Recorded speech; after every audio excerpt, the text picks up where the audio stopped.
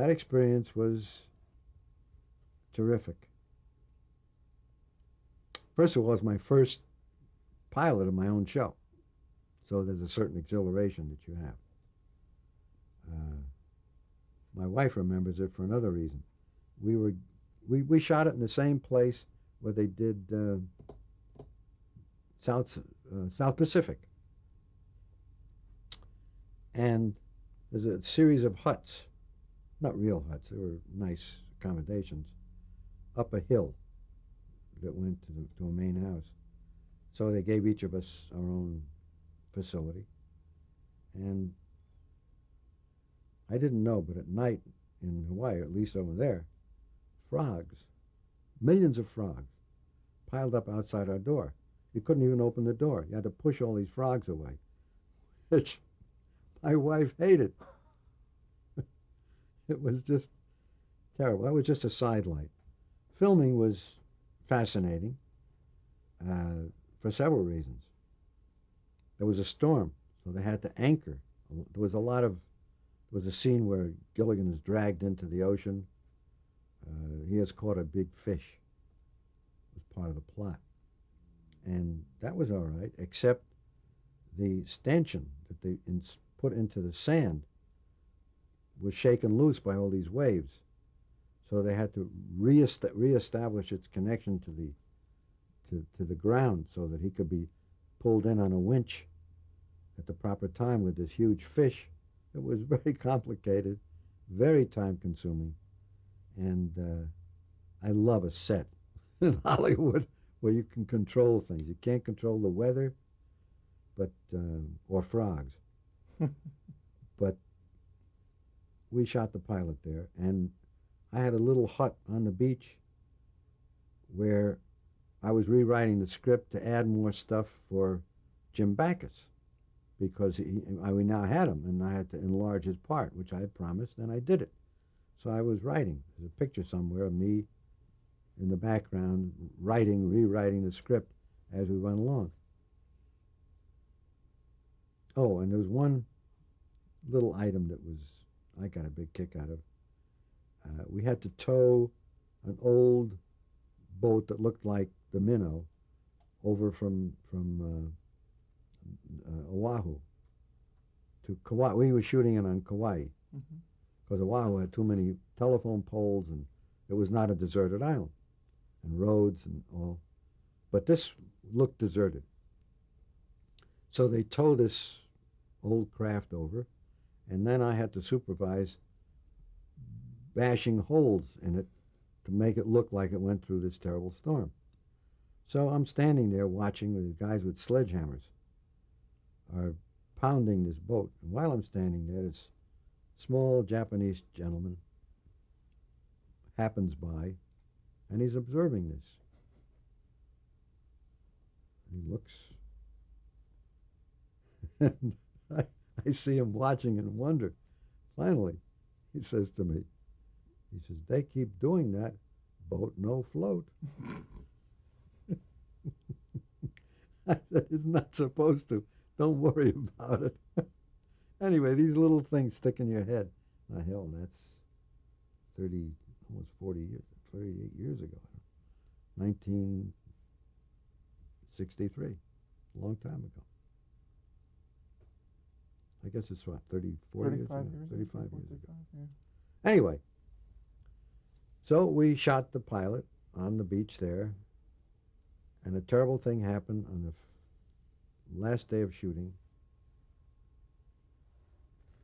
We learned that President Kennedy was assassinated while we were shooting the last day's shooting, and we couldn't believe it.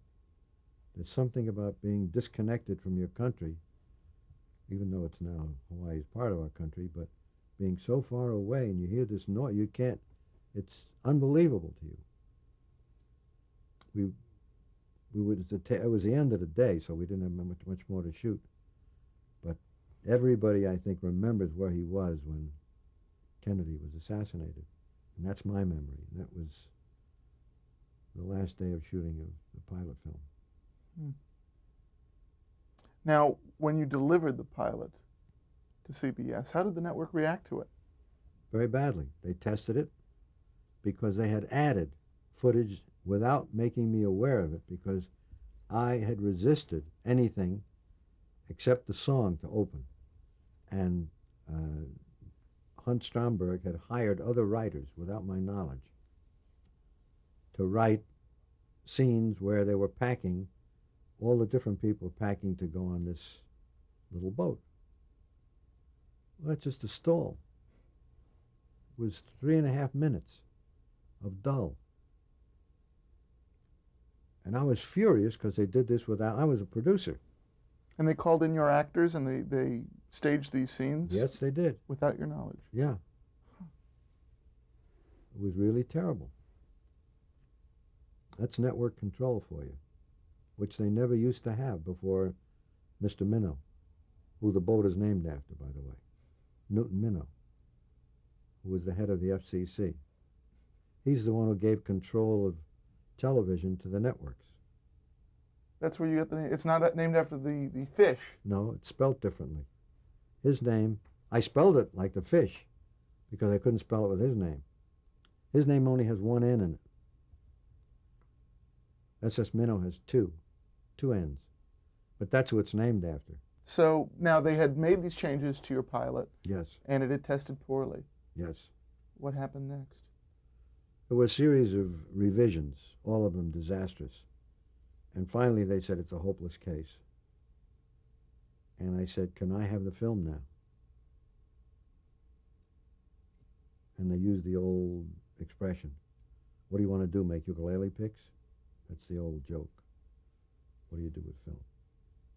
I said, no. I want to make the pilot that I think is in that film. They said, take it. They said, there's no money now to re-edit or to do anything because we're finished with it. I said, okay, I'll do it. So I called the editor. I said, these are the conditions. How'd you like to have dinner for a week and sit in a room with me for a week and re-edit this whole pilot, taking out that first 3.5 minutes that was terrible and some other stuff that they insisted on keeping in. And I took about 6 minutes out of the film. And here's where Perry Leff's name comes in again. I called him and I said, I've re-edited the film. He said, what for? He said, I thought it was finished. I said, not quite. I said, do you want to come down and take another look at it? He said, okay. So at Fox, which is where we did the editing, he came over and he looked at it and he said, what did you do? He said, it's a very good episode now. I said, I just took out a lot of garbage that they insisted on putting in. And then he knew something that I didn't know. Because he said, what are you going to do with the film now? I said, I'm going to send it back to New York. He said, how? I said, I'll just ship it back. He says, no good. He says, Monday. This was on a Thursday. He said, on Monday, the CBS schedule is coming out. Now, we had never been mentioned on all previous, you know how they leak schedules? Mm-hmm. We had never been mentioned. So he said, you have to get it back there by tomorrow, so that if they want to look at it again or test it again, because it had tested badly too, with an audience. You know how they do that with the seats, with the controls and all. Anyway, he said, we have to do two things. First of all, we have to alert United Artists what we're doing, because nobody knows what you're doing. Secondly, we have to get this on a plane tonight and ship it to them, so they have to expect it so they can look at it and then give it to CBS. And if they like it well enough, they'll test it on Saturday or Sunday or both, and it has a chance to get on the Monday schedule. Talk about tight.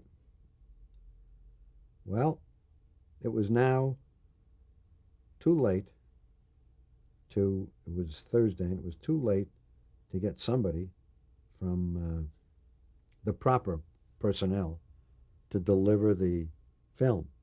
You have to use Teamsters and so forth. So Perry said, look, I don't want you to get in trouble. He said, I'll take this to the airport. I said, fine. So he took the film to the airport. Meanwhile, he had called Dick Dorso, who was the head of United Artists, and alerted him that this film is on its way, to take a look at it and promise that you're going to show it to CBS. So he said he would, and off the film went. They tested it on Saturday. It went through the roof. Audience loved it. They loved it. They tested it again on Sunday. They couldn't believe the first results. Monday, it was on the schedule.